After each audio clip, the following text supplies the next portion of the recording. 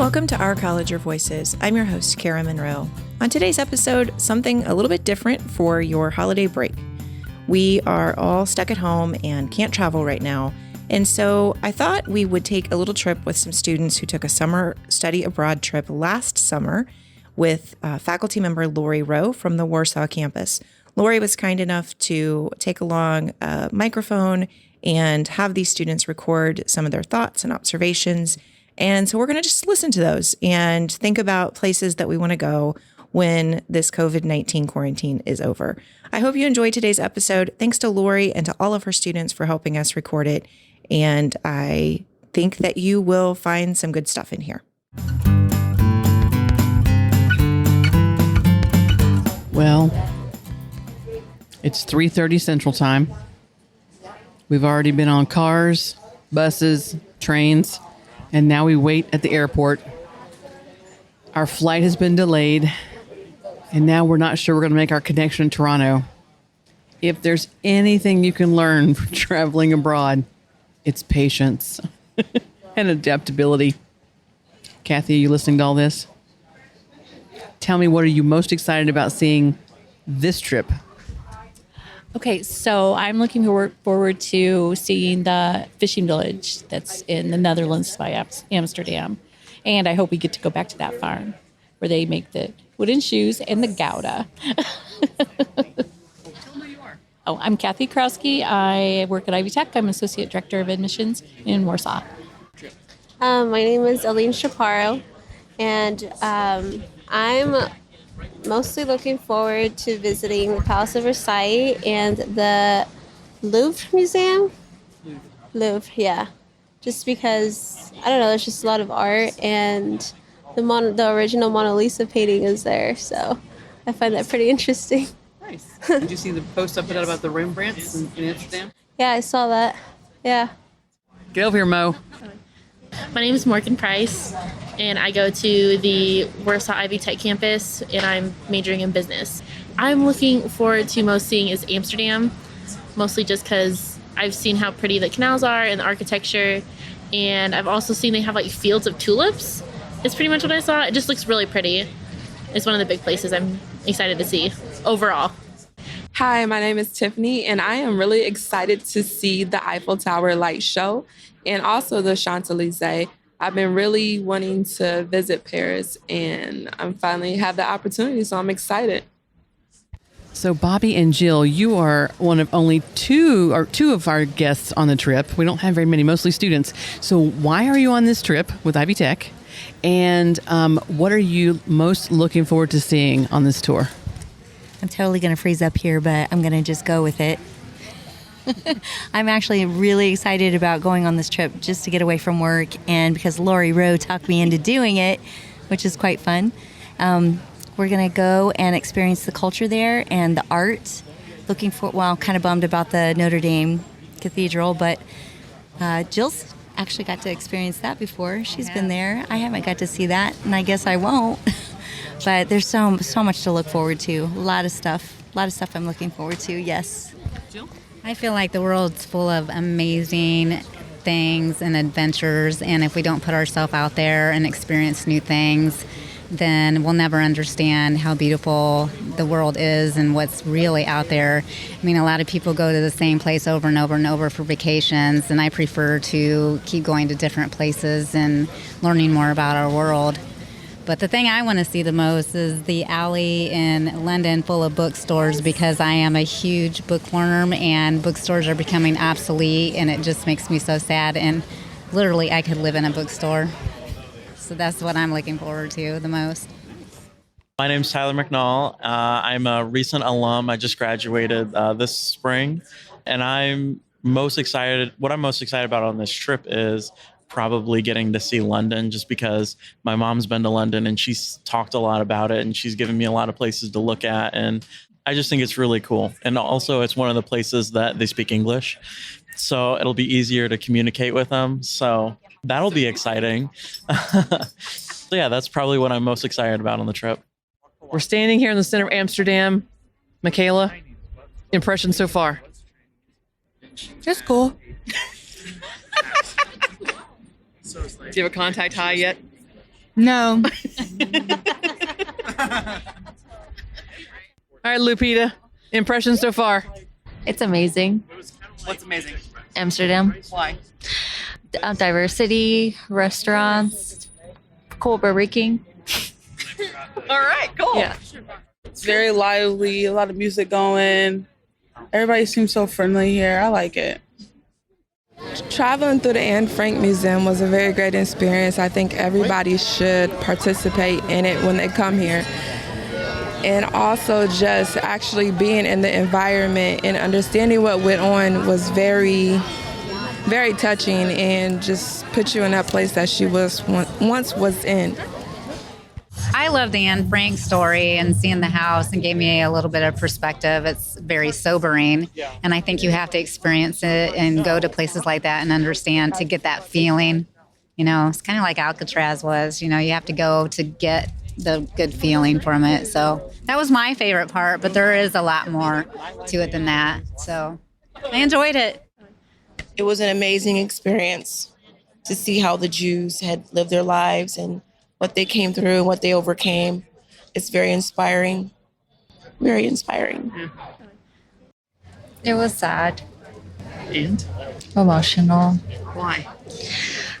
Going through the house and seeing where the Gestapo arrested her and took them away. Like they were standing right there. It was just very emotional.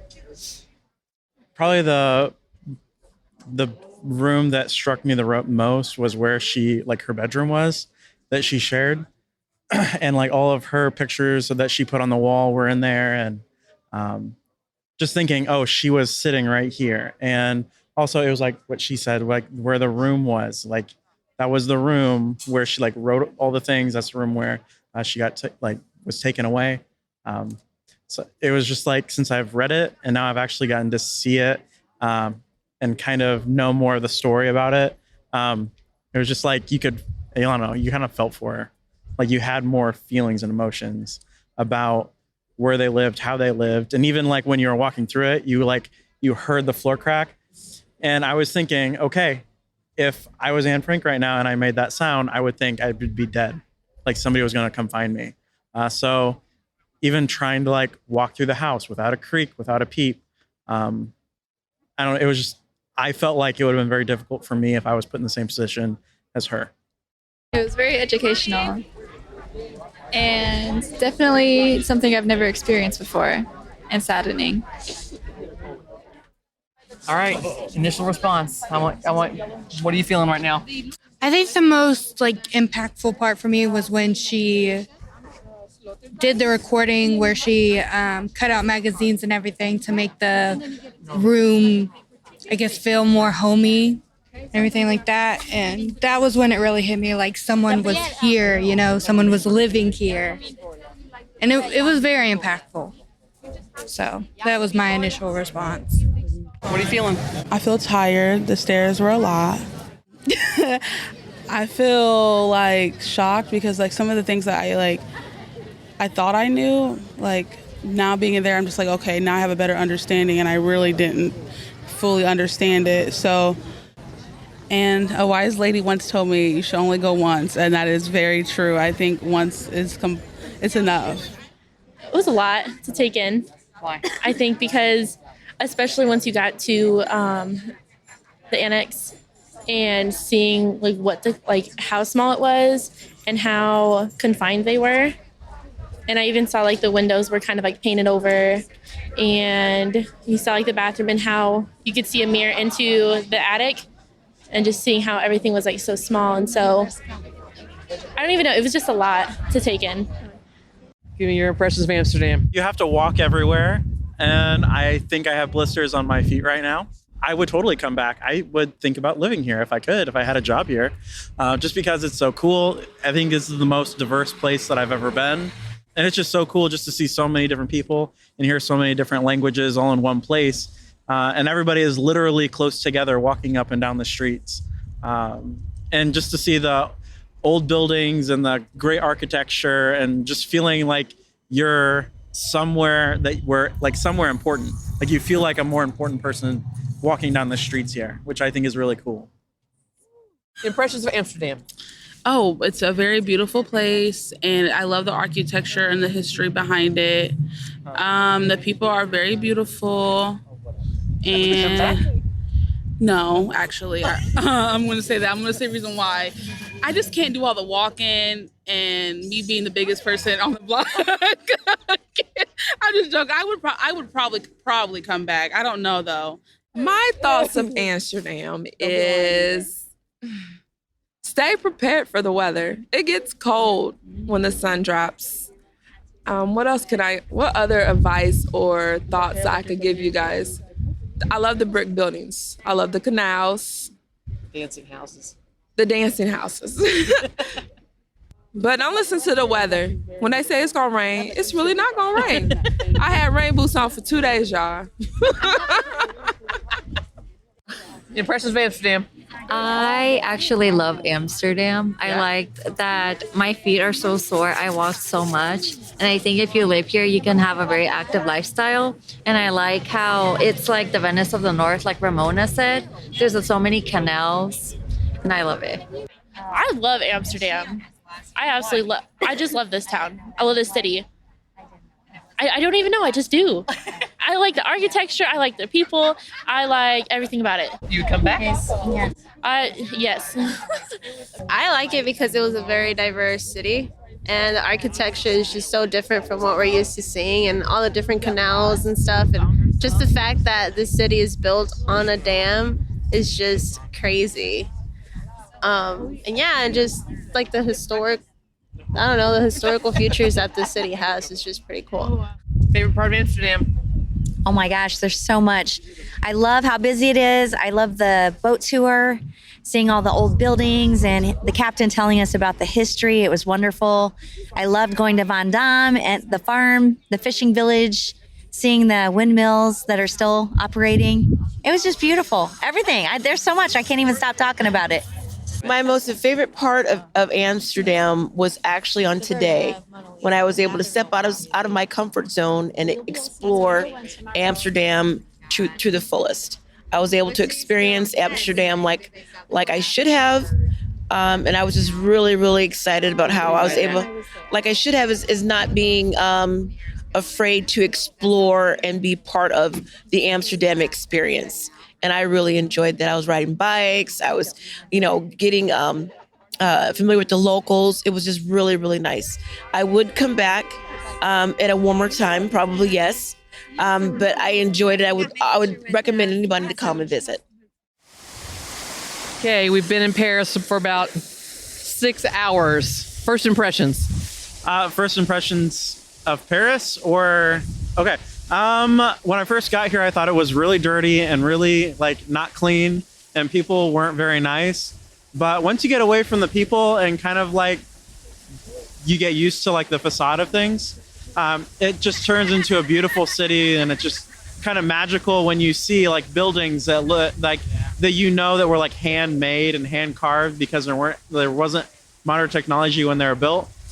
So when you're just looking at them, you're just like, oh my gosh, we never really put a lot of time into the things that they put in time here, and it shows. And it shows that time keeps. And that's just been really eye-opening for the 6 hours that we've been here, and I can't wait to see what else we come into.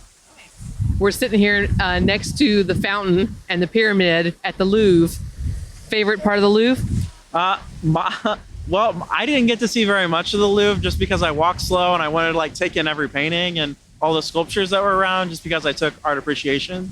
So I was like, oh, that's the sculpture we talked about, and it's not like a replica. So I was like, that's the one. And we got to stand in line at the Mona Lisa, and it was this big room with this teeny tiny painting of the Mona Lisa in it. And we stood in there for probably half an hour trying to get to the front just to see it more up close. So I don't know. I'm just trying to take it in of how big it is, because we just went down one corridor and we really didn't have time for the next corridor because they were shuffling us out because they were getting ready to close. So I would definitely come back here and just explore. And I bet you that I could come back here 10 more times and I couldn't see it all. Tell me about Paris. Paris was amazing. It's breathtaking, and I'm going to come back here. Favorite part? the river cruise and seeing the Eiffel Tower up close and all lit it up at night. That was beautiful. Thoughts on Paris? I love it. I mean, I really liked Amsterdam, but this is amazing too. Favorite part of Paris? Oh, it's so hard to choose. Probably the Eiffel Tower so far. I'm really excited for the Palace of Versailles, but Eiffel Tower right now is the top of my list. I was able to FaceTime my sister and show her. It was blurry, but I got to show her a little bit. This is what the Seine sounds like.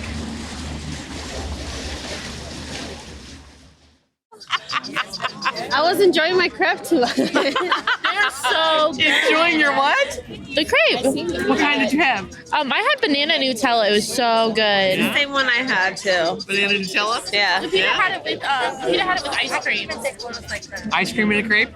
Yeah, she's right there. Are you okay? I got chocolate all over me. Yeah. Okay. Oh, you spilled it. These are the sounds of the Hall of Mirrors. What do you think? Abby Patrick, Fort Wayne, Indiana, medical assisting. I think this place is very big and golden. What do you think about the history that happened here? There is just so much history in here that it would take a whole lifetime to figure out everything that's happened, like one by one. The king, the queen, all the royalty and what happened to them.